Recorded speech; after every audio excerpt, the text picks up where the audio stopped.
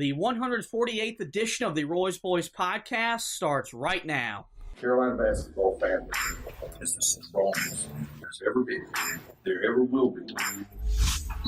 Eight up freehand, King likes the ball. Pushes into Hubert Davis. 8 seconds. Davis trying to get free. Over to Fox. Fox, baseline. Up for the shot, good, off the glass. Oklahoma calls timeout, but the game is over. The game is over. Carolina has upset number 1 Oklahoma. Been ready on his second attempt. That one is no good. They battle for it. Loose ball. Recovered by Vinny. With 20 seconds left to play, goes back to Michael Jordan. Jumper from out on the left. Good! 63, 62, 13, 12, 11. Georgetown with one timeout. Brent Brown looking. Throw away to Worthy. 35. The Tar Heels are going to win the national championship. Carolina with foul. He takes the timeout. Technical foul. Technical foul. Brown gets it into Williams. Here comes Williams front court. Williams on the drive. Gets it back out the head. Long outside shot. Short rebound. It's over. And how about the Tar Heels? They are the national champions. The Tar Heels are the national dadgum champions. And that's what it takes when you big time games. You've got to compete. You do it with your brain, and you got to do it with your heart too. And that's pretty doggone good. From QCBroadcasting.com, this is the Roy's Boys podcast with your host, Josh Marlowe. Hey everybody, welcome into another edition of the Roy's Boys podcast. We are powered by Carolina Electrical Services. We're recording 1 week away from the college basketball season getting underway, the first night that Carolina will be on the court. And I'm joined by both of the co-hosts, Anthony Pagnotta and Mark Krings, via the phone. So, fellas, back in March when the season ended with that embarrassing loss to Syracuse, the next day everything got canceled because of COVID.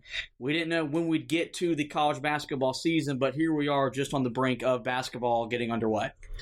Stunning, man. I mean, I can't believe that we're already here.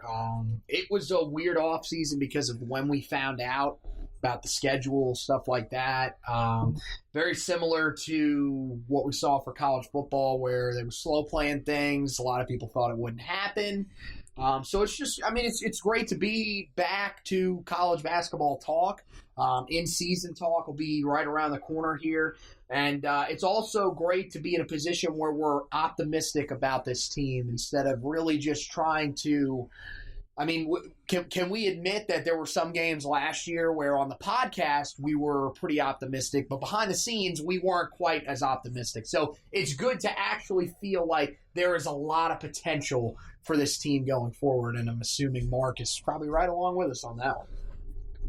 Yeah, absolutely. I mean, to have college basketball back in general, I think, Josh, you mentioned it last podcast, you know, we got Major League Baseball back, we got NFL, but for me, college basketball is really what I get excited about. So to have that back and be able to cover it and have a team, one, with 6 newcomers that have all the potential and talent in the world, and a team that we're excited about to see how they come together and how they do is absolutely exciting. Yeah, no, you're definitely right. I'm with you. I'm a college basketball junkie, mainly because of the allegiance with Carolina. But there's no sport that delivers the amount of uncertainty and the amount of drama that college basketball delivers from day one. And it's going to be right on par this year with COVID already causing games to be canceled, postponed. There's already 20-some-odd programs that are in some form of quarantine. So it's going to be a quirky of a season, as we've seen in every other sport since they've came back from the pandemic. But college, some basketball is better than no basketball. So we've got a lot to get to tonight, guys. First thing I want to touch on is, Mark, you didn't join us when we talked last week when Carolina got their non-conference schedule and their ACC schedule. We're going to focus with you on the ACC schedule and just your initial reaction to Carolina's slate, because they might have went 6-14 a year ago and finished dead last in the ACC, but the league office did them no favors. They've got another daunting and very tough schedule to navigate through this season. Yeah, I mean, absolutely. There's a reason that the ACC is year after year regarded as probably the toughest conference in all of college basketball. I mean, let's face it, there's no gimmies, especially when you go on the road. It's always a gauntlet. So for me, I think it's important to get off to a good start. I hate that, although there will be no fan, most situations there won't be fans, or at least a smaller amount of fans, that we go on the road 4 of our first 6. But to me, you got to stack wins against the teams that you should. Wake Forest, NC State, Georgia Tech. It's going to be important to win the games that we should and very much need to win. It'll look different a little bit early on. Playing our best.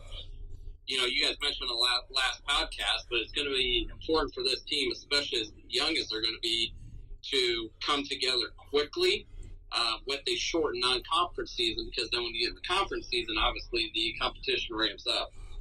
And then 3 of the last 5 are absolutely tough.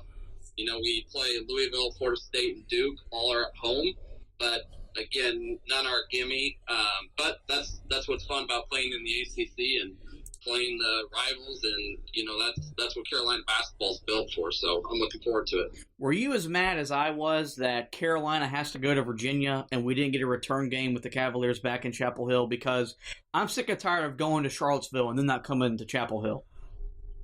Yeah, and absolutely, and I'd love for them to come to Chapel Hill. I wish that we would play them twice every year, kind of like Duke. They've gotten to the point where they're a highly regarded program, especially in the ACC, and why not?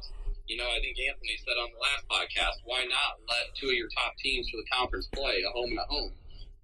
That'd be absolutely good. But hey, let's go there, steal the road win, and have it be a huge resume builder for us. I really like your mindset about going there getting a road win, but Carolina hasn't done that in quite some time. So let's keep the faith, man. Well, keep the faith. Let's get into the nitty-gritty. Let's talk about this team. And as we mentioned, there's a lot of optimism. And Mark mentioned it. There's a lot of talent that's coming into this program. It's quite remarkable that Carolina lost a lot of senior production and they lost Cole Anthony, but I'm still sitting here thinking this team today has more talent. They're more, as Roy Williams like to say, they're more gifted than they were a year ago. I wrote 2 articles breaking down the front court and the back court in depth. Let's talk about the front court, because I think Carolina has the best front court and the deepest front court in the ACC, and time will tell maybe in college basketball. And I think if Day'Ron Sharpe and Walker Kessler developed into the kind of guys that they were coming in as recruits, this will be Roy Williams' best front court since he's came back to Carolina. But when you talk about the front court, it starts and ends with Garrison Brooks, preseason ACC Player of the Year, preseason first team All-ACC. He's been on the Karl Malone watch list, preseason All-America, this, that, and the other. And I guess for him is, where does he go from what he did last year? Because he came out of nowhere and became a dominant force at Carolina. At one point in the ACC season, he was their offense. They win as he went. How does he improve from such a breakout season with so much being asked of him, and there's more pressure on him in 2020? It's interesting because, again, you've got to sort of define what you expect a better season for Garrison Brooks is. I think mainly when you look at Garrison Brooks, what you're looking for is, more even just a little bit more consistent, especially earlier in the year. Last year, we know it took him time to sort of become the guy that he became. And then the other thing is efficiency inside. When you get the ball inside, there were some games where he struggled there, and he struggled at the foul line. Efficiency shooting the ball inside and efficiency shooting the ball at the foul line is where you want to see a little bit more added production from him. And the other thing is you'd like to see him probably play a little bit better defensively than he did last year. But the problem with judging him last year defensively, he pretty much had to save everything he had for the offensive end because he was the only guy scoring the basketball for a period of time. We remember the stretch to start the ACC slate, the main ACC slate, because of course how it was functioned last year, and they'll eventually go back to that after COVID-19 has sort of passed. You play the one conference game in the first week of the year, you play the another conference game in December, and then you'll eventually get into your slate at the end of December, early January. But when they first got into the full ACC slate, he was literally the only guy on the floor that could score consistently. Everybody else would be hit or miss. So, with that pressure sort of off of him, I think that's going to be really big and give him a chance to sort of improve in some of those areas that we talked about.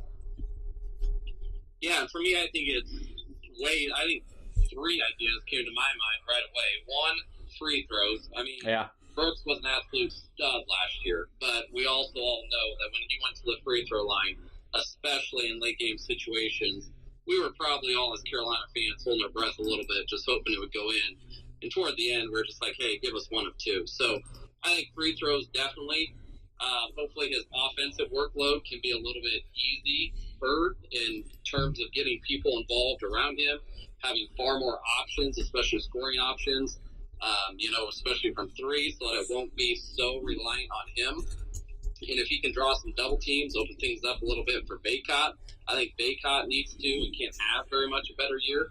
And then I also think very much leadership. I mean, Brooks is probably the only senior that will play a large role and have a very crucial role for the team. So, he's there, those 4-year guys. We all know the success and love that Carolina has for them.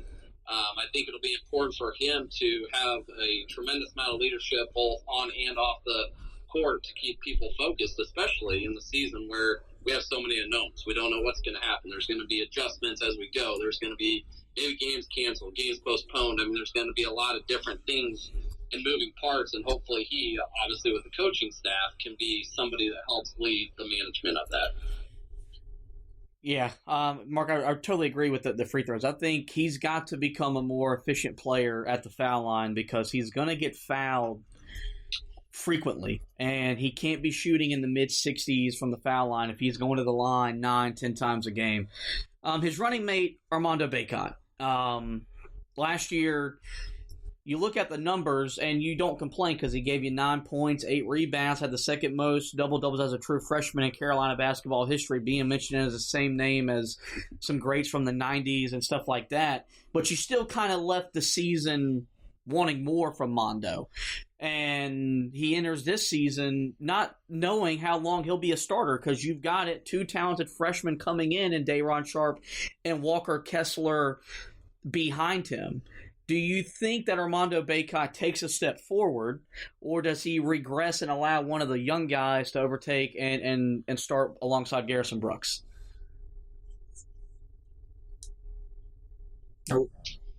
Mark. For me, I think that he takes a little bit of a step forward. I love that he has Sharpe and Kessler behind him. I think that's huge. They can push him.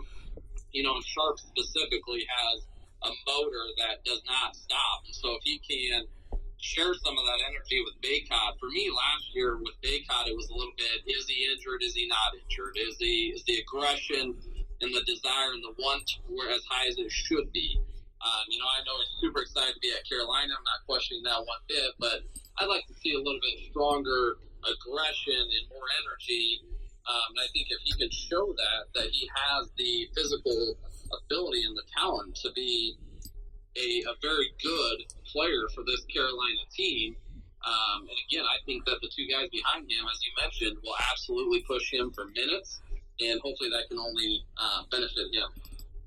I am so glad that Mark brought up the point that I think a lot of people have to realize with him, which is that when you look at him after that game that he played against Ohio, or what game? Where he rolled the ankle. Okay, I was right on that. I was thinking that. Yeah, I overthought myself there. He rolls the ankle against Ohio State. Of course, comes back, plays the next game against Virginia, and we're all thinking, okay, this is amazing that this guy is somehow playing, everything like that.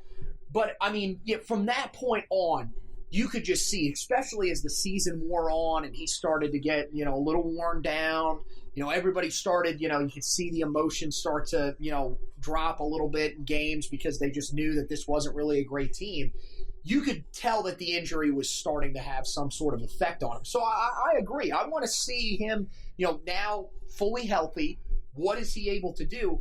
And like Mark said, and we've talked about this a little bit, I think for him, he's going to know that the competition is behind him, and he's going to be a guy that's going to step up. He played at IMG Academy for a reason. Like, you have to be good because look, if you don't play well at IMG, they'll bench you. They got some other guy that's going to be a superstar too that's coming right off the bench behind you. It's a similar sort of standing this year at Carolina where, especially with what we've heard about Day'Ron Sharpe, if he doesn't play well, he will not be starting.